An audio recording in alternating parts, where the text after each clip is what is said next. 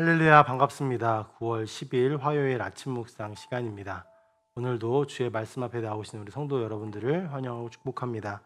오늘 함께 보실 말씀은 열왕기하 5장 1절부터 14절까지의 말씀입니다. 한 절씩 함께 보도록 하겠습니다.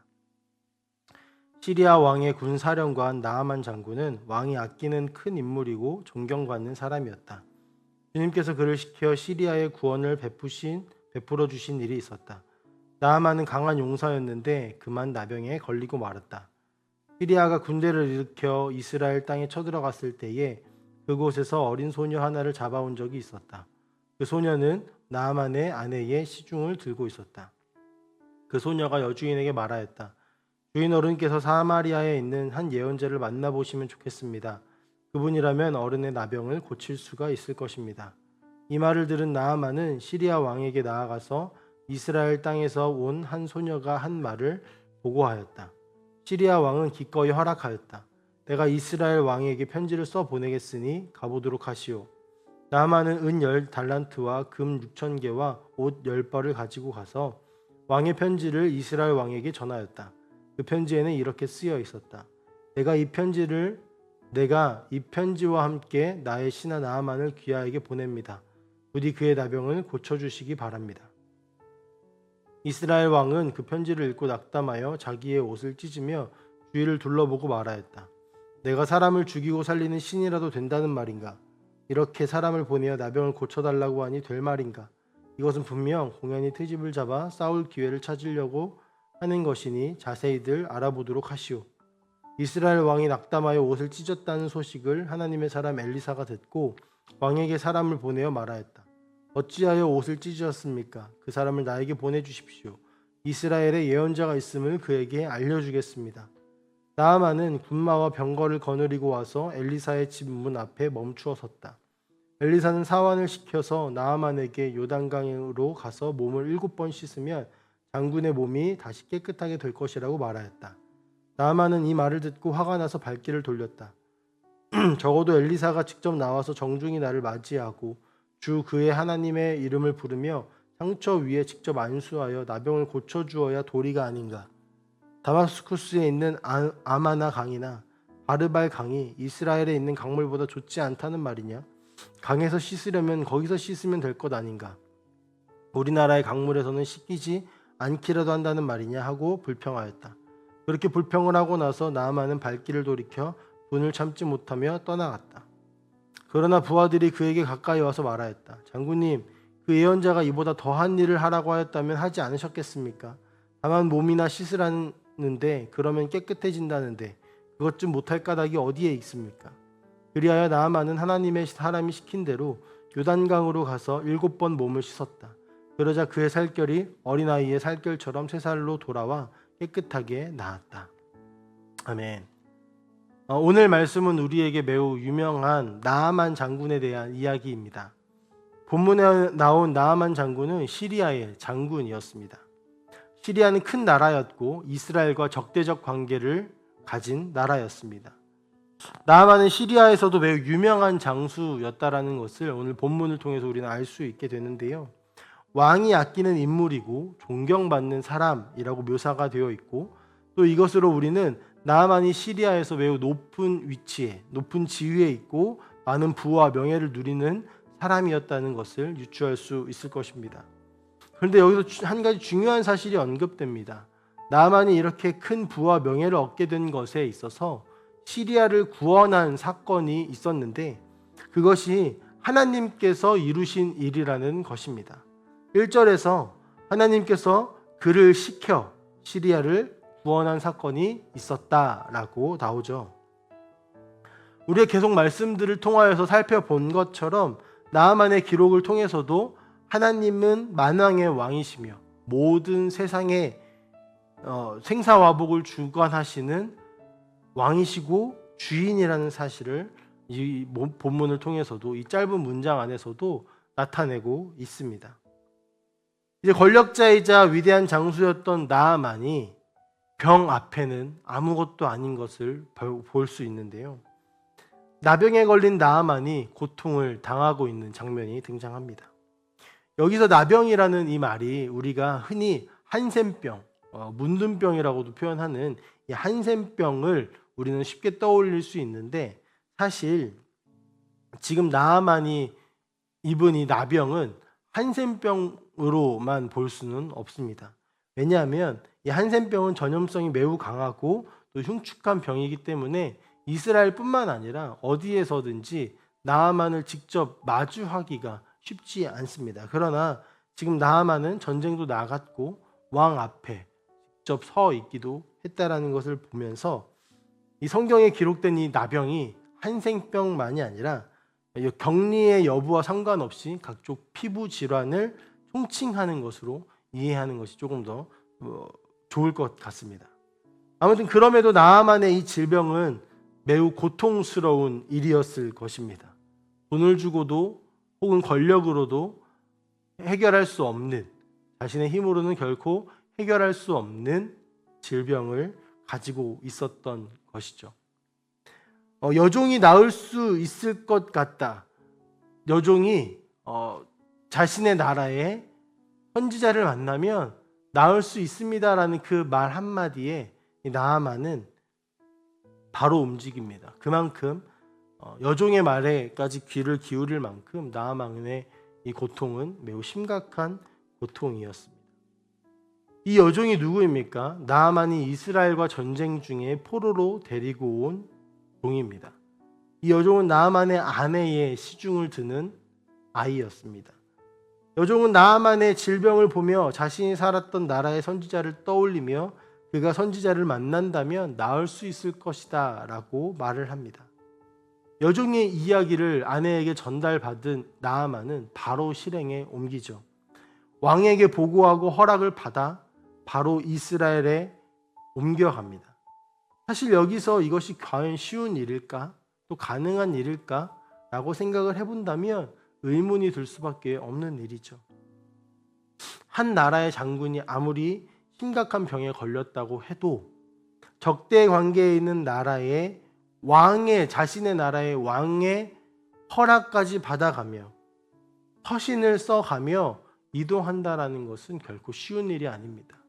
개인적인 명예와 혹은 권력, 자기의 위치만을 보아도 어려울 뿐만 아니라 국가와 국가 간의 분쟁으로 펼쳐질 수도 있기 때문에 이 행동은 결코 쉬운 일이 아닌 것이죠. 그렇기 때문에 우리는 여기서 이 모든 것이 하나님께서 나아만 장군이라는 한 사람을 구원하시기 위해 은혜의 방편으로 사용하셨다라는 것을 고백할 수 있는 것입니다.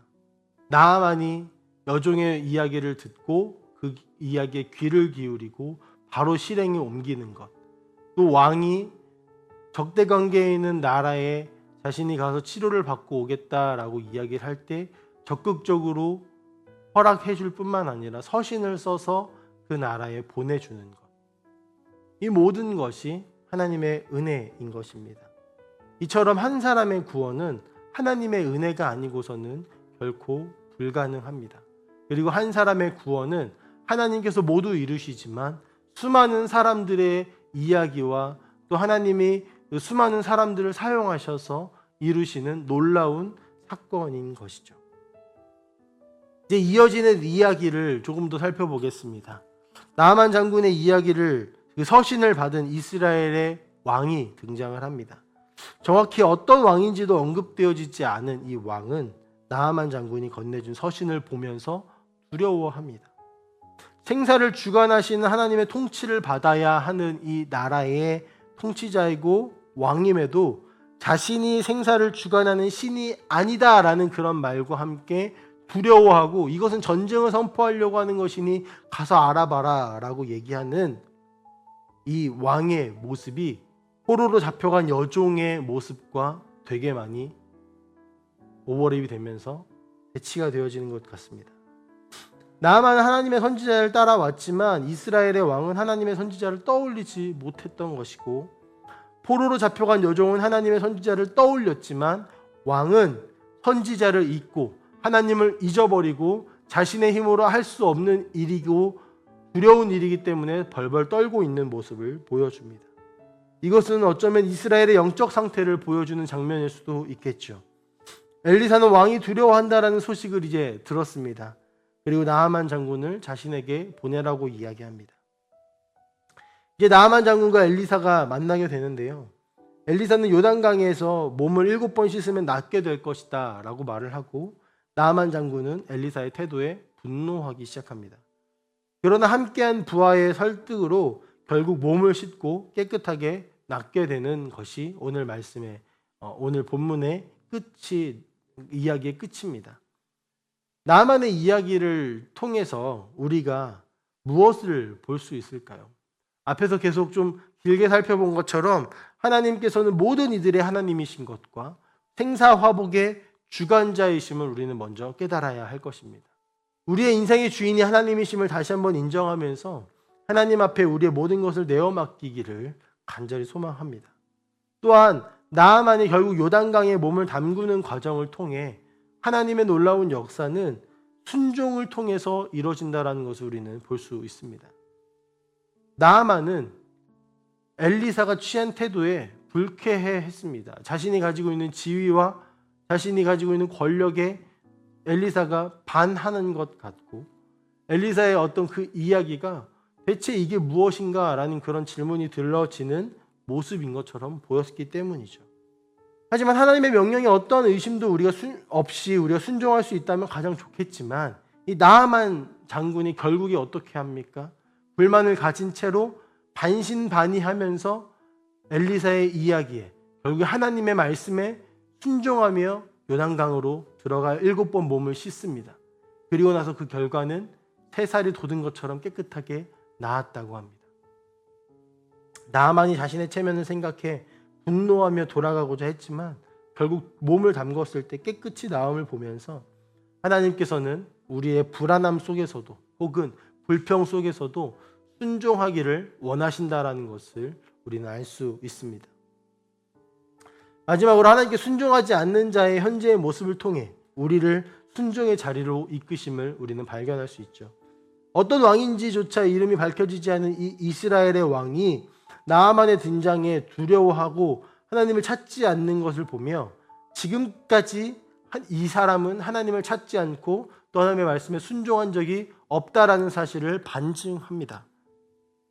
우리가 어떻게 살아야 되겠습니까? 새 인물이 나옵니다. 여종이 나오고요. 나아만 장군이 나오고 그리고 이스라엘 왕이 나옵니다. 우리는 이스라엘 왕처럼 살아가지 않기를 소망합니다. 순종한다면, 주님 앞에 계속 매달려 있다면, 때로는 불안한 상태로, 때로는 지쳐있는 상태로라도 주님 앞에 매달려 있다면 우리는 이스라엘 왕처럼 살아가진 않을 것입니다.